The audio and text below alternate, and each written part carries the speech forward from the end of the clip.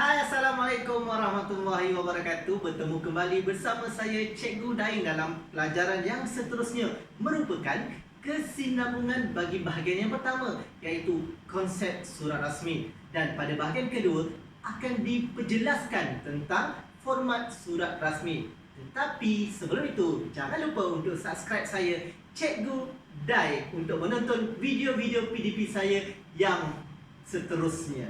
Baiklah, kita akan pergi pada format yang pertama, iaitu kepala surat ataupun dalam bahasa Inggeris dikenali sebagai letterhead.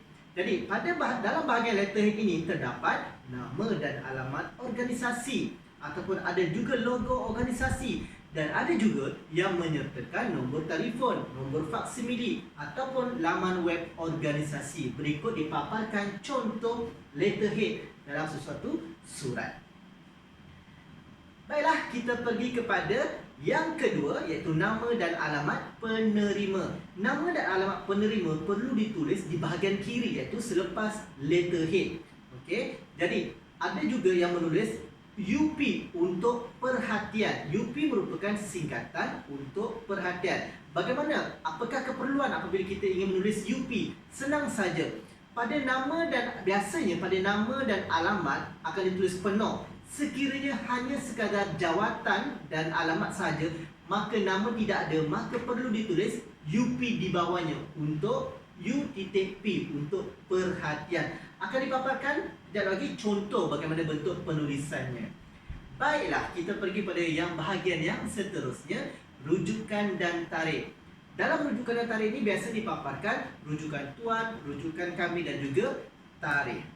Okey, sekarang ni dipaparkan contoh surat. Yang pertama, okey, boleh dilihat di sini letterhead. Okey, dan kita ada yang berbahagia Tan Sri Abdul Wahid Osman, Pengarah Jabatan Kesenian dan Kebudayaan Negeri Johor, 86200 Kempas, Johor Bahru, Johor. Dan di sini tulis rujukan tuan, rujukan kami dan juga tarikh.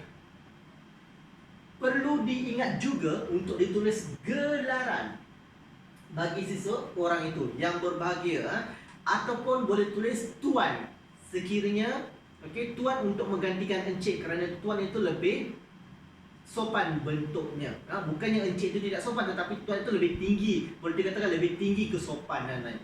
Baiklah, seterusnya contoh yang kedua, ini yang saya katakan tadi, bagaimana sekiranya kita ingin menulis UP untuk perhatian.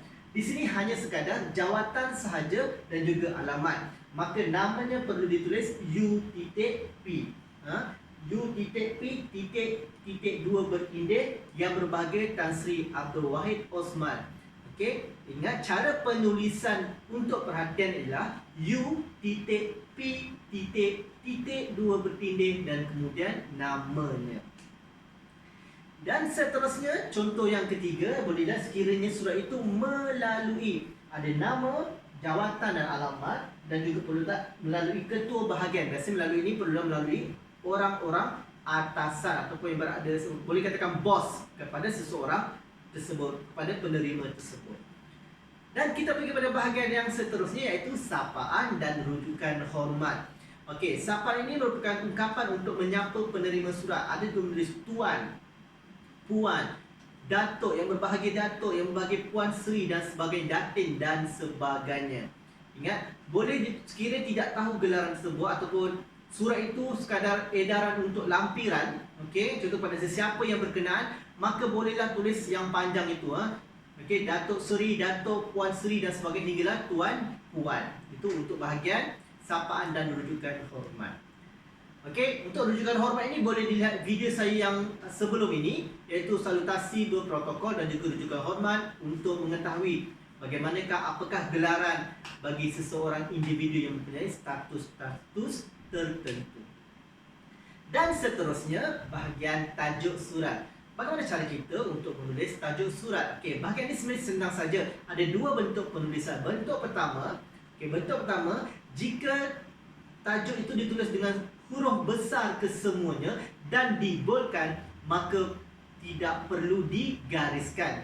Sekiranya tajuk tersebut ditulis dengan huruf kecil, hanya pangkal huruf yang menggunakan huruf besar dan tidak diboldkan, maka perlu digariskan. Ada soalan tentang perlukah meletakkan tanda noktah pada penghujung tajuk. Sebenarnya tidak perlu sama sekali. Jawapannya tidak perlu. Kerana sekiranya tanda nokta itu telah diletak di bahagian hujung tajuk surat, maka bahagian-bahagian yang bawahnya, isi surat dan sebagainya tidak perlu dibaca oleh pihak penerima. Dan seterusnya, pembukaan surat. Biasanya pembukaan surat ini tidak memerlukan nombor. Contohnya, dengan hormatnya perkara di atas dirujuk. Dengan hormatnya saya merujuk perkara di atas. Ada pihak hanya menulis dengan hormatnya merujuk perkara di atas. Pernyataan tersebut salah dari segi tata bahasa kerana tidak ada subjek, iaitu saya di situ. Maka perlu ditulis dengan hormatnya saya merujuk perkara di atas. Ada juga pihak yang menulis dengan hormatnya perkara di atas adalah dirujuk. Penggunaan kata pemberi adalah di situ salah dari segi tata bahasa Melayu Malaysia. Kerana dirujuk itu merupakan kata kerja, maka kata kerja tidak perlu dimulai dengan atau tidak perlu disertakan dengan kata pemberi adalah. Baiklah, kita pergi pada yang bahagian yang berikutnya, iaitu isi surat.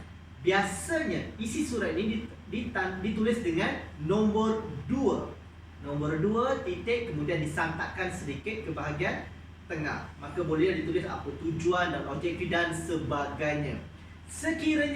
Sekiranya surat itu ada lampiran, memerlukan lampiran, bagaimanakah bentuk penulisannya?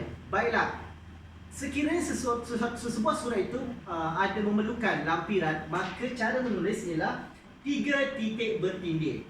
3 titik, 1, 2, 3, kemudian nombor dan titik, kemudian disantakkan sedikit. Dan tulislah bersama-sama ini dilampirkan atau cara majlis untuk rujukan pihak tuan. Contohnya, maka perlu diletak 3 titik sebelum nombor. Begitulah bentuk penulisan sekiranya surat itu mengandungi lampiran.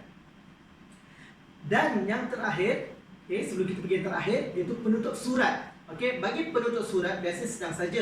Ini merupakan kesimpulan atas kerjasama dan perhatian daripada pihak tuan. Kami dahului ucapan terima kasih. Inilah antara bentuk-bentuklah, banyak lagi bentuk yang boleh ditulis sebagai penutup surat. Seterusnya, ungkapan penutup. Ungkapan penutup biasanya perkataan sekian ataupun sekian terima kasih ataupun terima kasih sahaja. Baiklah. Bergantung kepada bahagian kesimpulan. Biasanya atas kerjasama pihak tuan, kami dahului dengan ucapan terima kasih. Sekiranya dalam ucapan tersebut sudah ada terima kasih, maka tidak perlu diulang di bawahnya sekian terima kasih. Tidak perlu. Cukuplah sekadar perkataan sekian titik. Itu sahaja. Seterusnya, bahagian yang berikutnya merupakan slogan. Slogan di Malaysia ni terlalu banyak slogan. Contohnya, berkhidmat untuk negara dan juga bahasa jiwa bangsa serta lain-lain lagi. Ini boleh dilihatlah dalam banyak konteks atau dalam banyak surat-surat di Malaysia ini. Rujukan diri pengirim biasanya dalam bahasa Melayu atau dalam surat terpapar selalunya perkataan yang benar, saya yang menjalankan amanah dan sebagainya. Sebelum ini, saya yang menurut perintah. Tetapi ungkapan ataupun rujukan diri pengirim itu tidak lagi relevan digunakan pada masa sekarang. Telah diubah kepada saya yang menjalankan amanah. Dan bahagian yang berikutnya, betul bahagian kedua terakhir, iaitu tantangan dan nama serta jawatan pengirim dan penulis. Ini biasa boleh tanda tangan, lepas tu letak nama dan jawatan. Nama itu boleh dibolkan ataupun cukuplah tidak dibolkan, boleh, tiada masalah. Di situ juga bahagian ini juga boleh diletak BP bagi pihak dan juga SK salinan kepada. Huraiannya boleh dilihat, boleh dibaca pada bahagian paparan. Boleh baca pada bahagian paparan. Saya harap sempat untuk membacanya ataupun boleh diulang balik video ini. Baiklah, yang terakhir, sebelum kita pergi yang terakhir, ini merupakan singkatan nama pendraft ataupun penulis. Siapakah yang menulis? Biasanya bahagian kecil saja di hujung surat. Contohnya, Daim Zairi Ma'ruf. Hanya sekadar tulis DZM dengan huruf yang kecil, font yang kecil saja. Dan dipaparkan juga contoh surat, contoh surat rasmi. Ini merupakan bentuk surat rasmi daripada Dewan Bahasa dan Pustaka. Inilah contoh yang perlu diikut, kerana kita berdasarkan Dewan Bahasa dan Pustaka. Tetapi jangan risau, kerana setiap organisasi ada format-format yang tertentu yang telah diguna pakai. Maka tidak salah hanya perlu dibetulkan ataupun hanya perlu diteliti atau dilihat dari aspek penggunaan bahasanya, sama ada menggunakan bahasa yang sopan atau tidak, menggunakan tata bahasa yang betul atau tidak. Baik, saya rasa jelas dan cukup setakat hari ini saja. Maka kita akan bertemu lagi pada video PDP saya yang seterusnya. Banyak lagi tajuk-tajuk yang akan saya ajar tentang bahasa kita, bahasa Melayu. Semoga kita berjumpa lagi. Bye. Assalamualaikum warahmatullahi wabarakatuh.